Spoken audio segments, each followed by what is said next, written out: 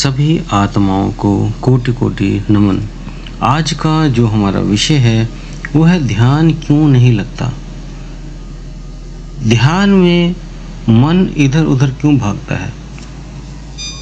कैसे ध्यान को में आप गहरे उतरें, मन को कैसे अपने कंट्रोल में लाएं, क्या करें कि मन शांत हो जाए ताकि ध्यान के बाद फिर मोक्ष में प्रवेश कर पाएं। बहुत से कारण आते हैं, तो क्या क्या कैसे कैसे आपको वो करना होगा जिससे आपको ध्यान में सफलता प्राप्त हो सके। क्योंकि बहुत से लोग ध्यान करते हैं लेकिन फिर भी ध्यान की उस स्थिति को नहीं पा पाते। तो जानते हैं उस विषय में। तो आप सभी का हम स्वागत करते हैं आपके अपने चैनल आत्मा से परमात्मा का सफ़र। तो जैसे नए साधक या कुछ पुराने साधक गलती कर रहे हैं, वो क्या करते हैं कि जब भी ध्यान करना होता है तुरंत बैठ जाते हैं और ध्यान के लिए अपने आप को बैठे बैठे ही और ध्यान आंखें बंद करके ध्यान करना शुरू कर देते हैं। कई आज्ञा चक्र पे ध्यान लगाते हैं, कई श्वासों पे ध्यान लगाते हैं और बीच में ही वो कुछ टाइम ध्यान करने के बाद विचारों में खो जाते हैं और विचारों में सारा टाइम निकल जाता है और फिर पता लगता है ध्यान तो हुआ ही नहीं।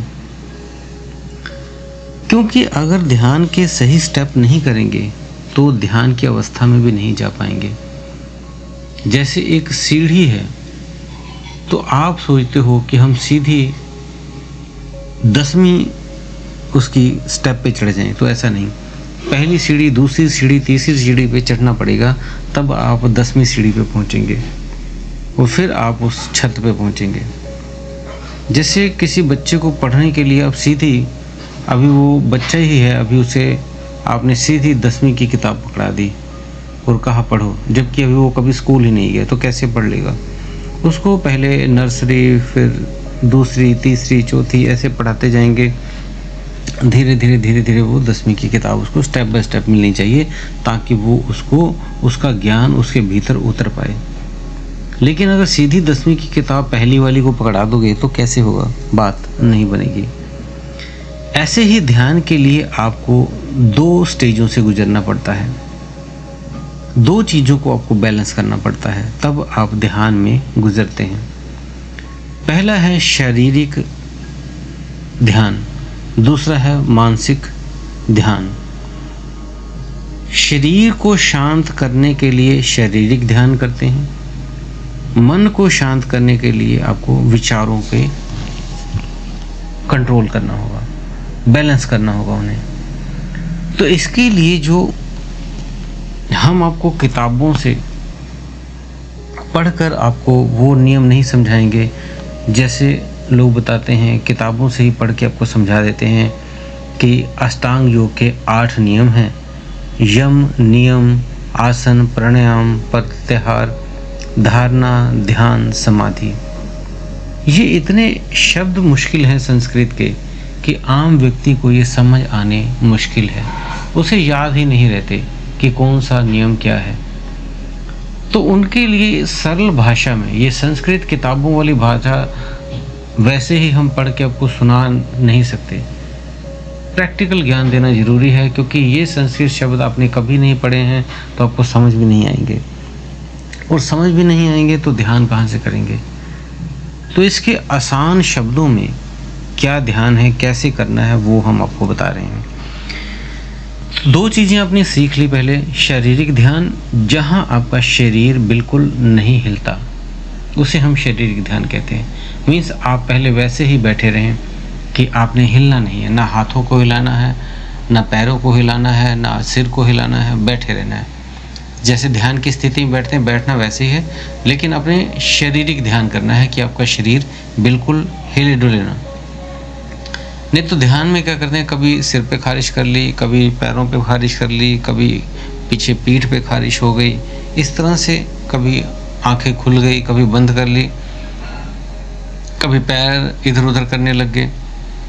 तो जब ऐसा करते हैं तो जब शरीर ही नहीं थमेगा तो आंतरिक जो दूसरा शरीर है आपका सूक्ष्म शरीर, वो कैसे ठहर सकता है। इसलिए पहले इस बाहरी शरीर को रोकना है, आपने देखना है क्या क्या हो रहा है, क्या नहीं हो रहा है, आपने उसको रोकना है, शांत करना है शरीर को। दूसरे ध्यान के लिए, आंतरिक ध्यान के लिए अब स्टेप आता है मन को कैसे कंट्रोल किया जाए, उसको शांत कैसे किया जाए। तो एकदम से अगर आप उसे रोकेंगे तो नहीं हो पाएगा, क्योंकि आप जो ये बाहर मुखी हो गए हो, मन आपका इधर उधर भागता रहता है, कभी वो करना है, ये करना है, ऐसे करके देखते हैं, ये नई चीज़ ढूंढते हैं, यहाँ घूमने चले, यहाँ खाने जाएं। मतलब आपकी इंद्रियां आपको बाहर मुखी बना रही हैं। आपको बाहर मुखी ना होके अंतर्मुखी होना है। मीन्स इन सभी की जो तारें हैं वो काट दें। भोजन अच्छा खाने की लालसा करता है, तार काटें। ये जीभ की तार कट गई। देखने की लालसा है, फिल्म देखनी है या पहाड़ देखने जाने हैं, इधर उधर नदियों को देखने जानी है, उसका तार काटें। जब ये आप बाहरी तार काट देंगे तो अपने आप ये भीतर की ओर उतरना शुरू होगा, क्योंकि बाहर मुखी जब हटेंगे तभी अंतर्मुखी हो पाएंगे। तो आपको ध्यान करने के लिए कुछ प्राणायाम तो बहुत ज़रूरी हैं। 3 प्राणायाम बहुत ज़रूरी हैं। ये आपने ध्यान से पहले ज़रूर करना होता है। वो क्या करने होते हैं प्राणायाम? तो ध्यान में आपने पहले श्वास को भरना है और रोकना है, और फिर सांस को कुछ सेकंड, जितनी देर आप रोक सकते हैं रोकें उतने सेकंड, और फिर बाहर निकाल दें। ये श्वास भरना है और रुकना है और छोड़ देना है, ये प्रोसेस आपने करना है। एक पहले श्वास का, दूसरा आपने जो है कपालभाति कर लेना है सांस का। आपने अगर नहीं पता तो आप वीडियो कोई भी देख लें यूट्यूब पे, कपालभाति कर लें और फिर अनुलोम विलोम कर लें। ये आपने जो है प्राणायाम, 3 प्राणायाम ध्यान से पहले जरूर करने हैं रोज, ताकि आपको नींद ना आए और सुषुम्ना नाड़ी आपकी खुल जाए, ध्यान तुरंत लगे। अगर ने अपने प्राणायाम नहीं किया और ध्यान के लिए बैठ गए, अगर आपकी ईड़ा नाड़ी चल रही है तब भी ध्यान नहीं होगा। आप भूतकाल में घुस जाएंगे, इधर उधर की बातें सोचेंगे, पुरानी क्या हुआ था। अगर आपकी दाईं नासिका चल रही पिंगला नाड़ी, तो आप दाईं तरफ का सोचते रहेंगे, कैसे क्या करना है, वो क्या करना है, तो फ्यूचर में क्या होगा, ऐसे क्या करेंगे, प्लानिंग करेंगे, तो आप पिंगला नाड़ी में चले जाएंगे। इसलिए आपको प्राणायाम करने से आपकी सुषुम्ना नाड़ी अपने आप खुल जाती है, और ध्यान के लिए सुषुम्ना नाड़ी का चलना बहुत ही महत्वपूर्ण है। मीन्स आपकी दोनों नासिकाओं से बराबर हवा निकलेगी तो आपकी सुषुम्ना नाड़ी चल रही है। अगर आपको इसके बारे में नहीं पता तो हमारी वीडियो में आप देख सकते हैं कि कैसे सुषुम्ना नाड़ी एक्टिव करते हैं, वो भी हमने एक वीडियो में बताया हुआ है। अगर कहेंगे तो उसका लिंक हम आपको वीडियो के लास्ट में दे भी देंगे, इसका डाल देंगे, वो आप देख लें। तो इस तरह से प्राणायाम आपने करना है ताकि सुषुम्ना नाड़ी खुल जाए। और जब ऐसा आप करते हैं तो विचार भी शांत हो जाते हैं, शरीर भी शांत हो जाता है, और जो ऊर्जा आपके अंदर, उसका ऊर्जा का बहाव बहुत फास्ट हो जाता है, जिससे ध्यान में बहुत शीघ्र प्रवेश करने में आपको मदद मिलती है और नींद के झोंके भी नहीं आते। अब कुछ आपने आंतरिक अपने भीतर क्या कुछ चेंजेस करने हैं। आपको झूठ ना बोलें ज़्यादा, क्योंकि आप इस संसार में रहते हैं तो कई बार हम ऐसे किसी से भी झूठ बोलते हैं, ये हो गया वो हो गया। झूठ ना बोलें, धीरे धीरे सत्य पे आना शुरू हो जाएं। और आपको कोई भी मिलता है तो आपने निस्वार्थ सहायता करनी है लोगों की। जैसे कोई दुखी है तो वहाँ उसे किस चीज़ की ज़रूरत है, किस चीज़ के लिए दुखी है, आप अगर उसे कुछ आपके हिसाब से अगर आप उसको कुछ दे सकते हो, किसी को भूख लगी है उसको खाना दे दिए, किसी को चोट लगी है उसको दवाई करा दी, किसी के पास कपड़े नहीं है तो उसको कपड़े दे दिए। इस तरह के कुछ सामाजिक कार्य आपने करने हैं, और वो भी निस्वार्थ। किसी को फ़ोटो दिखा दिखा के, वीडियो बना बना के नहीं दिखानी है। कर दिया एक हाथ से जो ये शुभ काम, तो अगले हाथ को पता नहीं लगना चाहिए, ऐसा होना चाहिए। उसके बाद है किसी व्यक्ति से भी किसी को ठगे नहीं, साफ सुथरा बिजनेस करें। जो भी कार्य करते हैं, वर्क करते हैं, ईमानदारी का जो पैसा आप कमाते हैं उसी से ही अपना सब कुछ करें।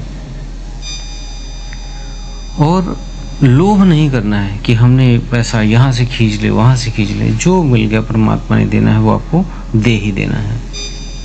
तो इस तरह से जब आप ऐसे कार्य करेंगे, सच बोलेंगे, लोगों का भला करेंगे, तो आपके अंदर नरमता आएगी, आपका हृदय चक्र खुल जाएगा।